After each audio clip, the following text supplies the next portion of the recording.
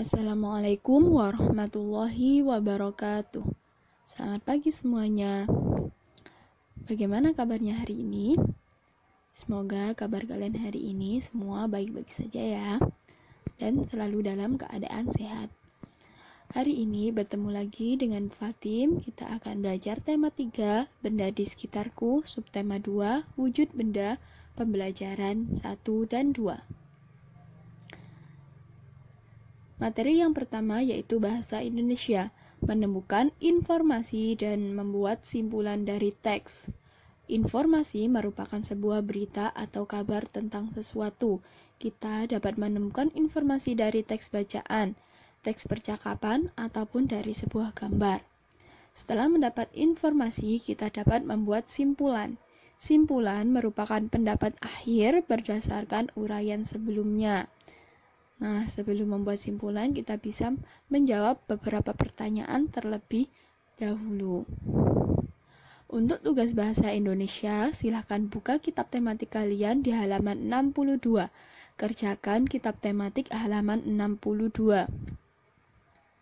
Lanjut, untuk materi yang kedua, yaitu matematika. Kesetaraan satuan jarak, kilometer, dan meter. Tahukah kamu berapa jarak dari rumahmu ke sekolah? Jarak dari rumah ke sekolah dapat dilihat pada odometer di sepeda motor atau mobil yang kamu tumpangi untuk berangkat sekolah. Odometer merupakan alat untuk mengatur jarak yang ditempuh oleh kendaraan. Pada odometer dapat dilihat bahwa jarak tempuh biasanya dinyatakan dalam satuan kilometer atau km. Jarak merupakan ukuran panjang lintasan yang ditempuh. Jadi, satuan untuk jarak sama dengan satuan panjang. Selain satuan kilometer, jarak dapat dinyatakan dengan satuan meter atau m. Hubungan antar satuan km dan m dapat dinyatakan sebagai berikut. Jika disetarakan, 1 km sama dengan 1000 meter. Contoh soal berikut ini. Jarak rumah Edo ke rumah nenek 5 km 300 meter. Berapa jarak rumah Edo ke rumah nenek dalam satuan meter? Jika jarak tersebut diubah dalam satuan meter, berarti yang kilometer dijadikan meter terlebih dahulu. 5 km ditambah 300 meter. 5 km sama dengan 5000 meter.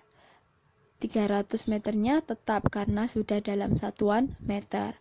Kemudian dijumlahkan 5000 meter ditambah 300 meter sama dengan 5300 meter. Jadi jarak rumah Edo ke rumah nenek adalah 5300 meter. Untuk tugas matematika, buka kitab halaman 65, kerjakan kitab tematik halaman 65, nomor 1 sampai nomor 5. Selanjutnya, materi yang ketiga yaitu SPDP, gerak dalam tari. Gerak pada tari adalah gerak tubuh secara berirama yang dilakukan dengan teratur. Gerak merupakan unsur utama dalam tari. Penari perlu memiliki kelenturan tubuh agar bisa melakukan dengan indah. Gerak pada tari meliputi gerak kepala, tangan, dan gerak kaki. Contoh gerak dalam tari. Contoh gerak kepala yaitu ada menoleh, menengok, dan menggeleng. Sedangkan contoh gerak tangan ada melambai, merentangkan tangan, dan gerakan tangan diangkat ke atas. Selanjutnya materi yang keempat yaitu PPKN, manfaat tolong-menolong. Tolong-menolong dapat dilakukan dimanapun kita berada. Tolong-menolong dapat kita lakukan mulai dari hal-hal yang paling kecil. Misalnya, saat di rumah kita dapat membantu ibu merapikan tempat tidur atau membantu adik mengerjakan tugas sekolah. Saat di sekolah, kita dapat menolong teman yang terjatuh atau membantu guru membersihkan papan tulis.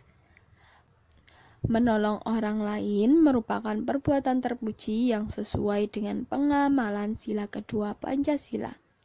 Saat menolong, kita tidak boleh membeda-bedakan suku, agama, atau ras, agar kerukunan tetap terjaga.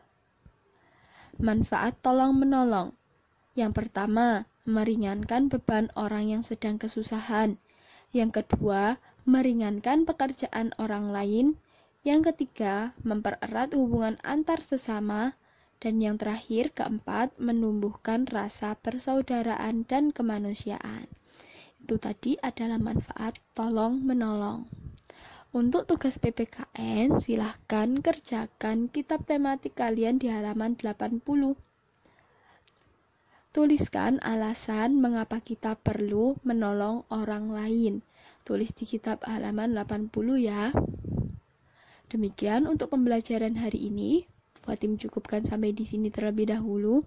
Semoga pembelajaran hari ini dapat bermanfaat untuk kita semua. Wassalamualaikum warahmatullahi wabarakatuh.